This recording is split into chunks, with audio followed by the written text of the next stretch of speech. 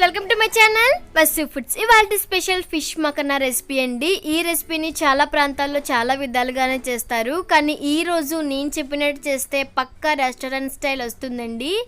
Video అనేది skip చేయకుండా last వరకు చూడండి. దీనికోసం ముందుగా ఫిష్ ముక్కల్ని మ్యారినేట్ చేసుకోవాలి. అందుకోసం ఇక్కడ నేను ఒక 4 వరకు తీసుకుంటున్నానండి. వీటిని శుభ్రంగా క్లీన్ చేసి పెట్టుకున్నానండి. ఇప్పుడు ఇందులో ఒక 1/2 టేబుల్ స్పూన్ వరకు పసుపు, ఒక 1/2 టేబుల్ స్పూన్ వరకు కారం, సరిపడా సాల్ట్ కూడా వేసి మొత్తం అంతా కూడా కలిసేంత వరకు కలుపుకోవాలి. ఇక్కడ నేను ఎటువంటి నిమ్మకాయ అనేది పిండటం లేదండి. ఓన్లీ ఉప్పు, కారం, పసుపు మాత్రమే వేసి మ్యారినేట్ చేసుకుంటున్నాను. చూసారు కదా, ఈ మిశ్రమం అంతా కూడా చేప ముక్కలకి బాగా పట్టే విధంగా కలుపుకోవాలి. ఇలా కలిపిన వాటిని ఒక అరగంట పాటు పక్కన పెట్టుకోవాలండి. అలా అయితేనే ఫిష్ అనేది బాగుంటుంది. ఇప్పుడు స్టవ్ ఆన్ చేసుకొని ప్యాన్ పెట్టుకొని ఒక 5 టేబుల్ స్పూన్ వరకు ఆయిల్ అనేది హీట్ చేస్తున్నాను. ఇప్పుడు ఇందులో ముందుగా మ్యారినేట్ చేసుకున్నటువంటి ఫిష్ అనేది వేసి 2 వైపులా వేయించుకుంటున్నానండి. లైట్ గోల్డెన్ బ్రౌన్ కలర్ వచ్చేంత వరకు వేయించుకోవాలి. ఈ ప్రాసెస్ అంతా కూడా మీడియం ఫ్లేమ్లోనే చేయాలి, లేదంటే చేప అనేది మాడిపోతుంది. చేప అనేది మాడిపోతే టేస్ట్ అనేది మారిపోతుందండి. సో అది గుర్తుపెట్టుకొని మీడియం ఫ్లేమ్లో కొంచెం గోల్డెన్ బ్రౌన్ కలర్ వచ్చేంత వరకు వేయించుకోవాలి. ఇక్కడ నాకు ఒక 10 నుంచి 15 నిమిషాల వరకు పట్టిందండి. చూసారు కదా, ఇలా మొత్తం అంతా కూడా 2 వైపులా వేగాలి. అలా అయితేనే రెసిపీ అనేది బాగుంటుంది. హై ఫ్లేమ్లో పెట్టకూడదండి. ఎప్పుడు కూడా చేప ముక్కలు అనేవి లో ఫ్లేమ్లో వేయించుకుంటేనే టేస్ట్ కూడా బాగుంటుంది. చూసారు కదా, 2 పక్కల కూడా గోల్డెన్ బ్రౌన్ కలర్ వచ్చేంత వరకు వేయించుకున్నాను. ఇప్పుడు వీటిని పక్కన పెట్టుకుంటున్నానండి. ఇప్పుడు వేరొక ప్యాన్ పెట్టుకొని ఇందులో ఒక 1 టేబుల్ స్పూన్ వరకు బటర్ అనేది హీట్ చేస్తున్నాను. బటర్ అనేది కొంచెం హీట్ అయిన తర్వాత 2-3 పచ్చిమిర్చి చిలుకలు కూడా వేయిస్తున్నానండి.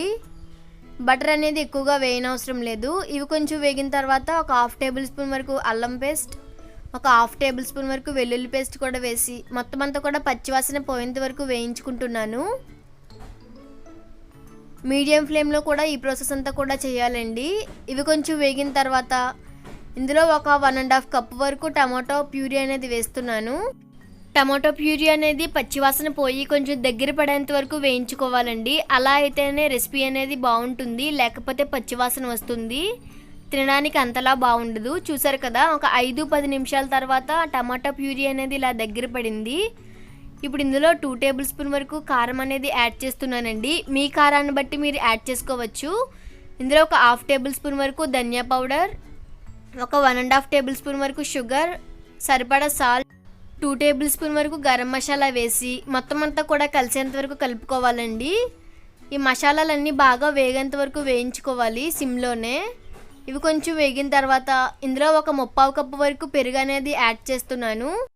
నేను తీసుకున్న రెసిపీ క్వాంటిటీకి ఈ 3/4 కప్పు పెరుగు అనేది సరిపోతుందండి.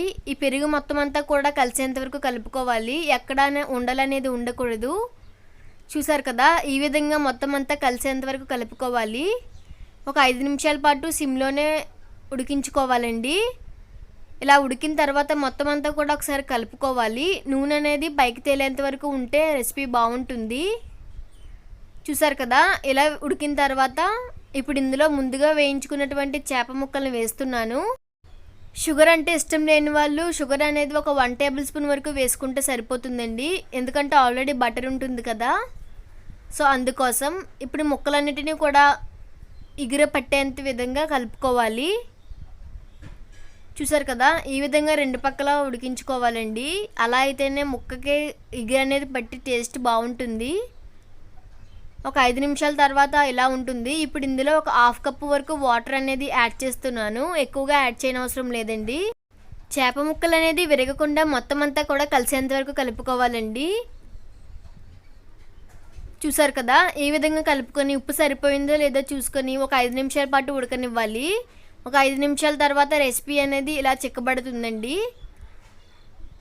ఇలా సర్వ్ చేసుకుంటే బాగుంటుంది. అలా కాదు, ఇంకా కొంచెం పలచగా కావాలి అనుకుంటే ముందుగానే ఒక 2 నిమిషాల ముందే దించుకోవచ్చు.